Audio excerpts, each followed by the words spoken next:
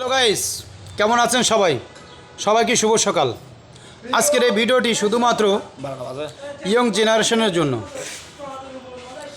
আমাদের দেশে অ্যান্ড্রয়েড সেটে এসে যেমনটা উপকার হয়েছে, আবার কিন্তু এর ক্ষতিটাও বেড়ে গিয়েছে।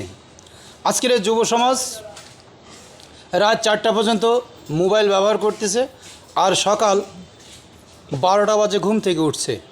চেহারাগুলা পুরোটাই বান্দরের লাইন হয়ে গিয়েছে। এখন বলেন, এই লোকের বউ থাকবে?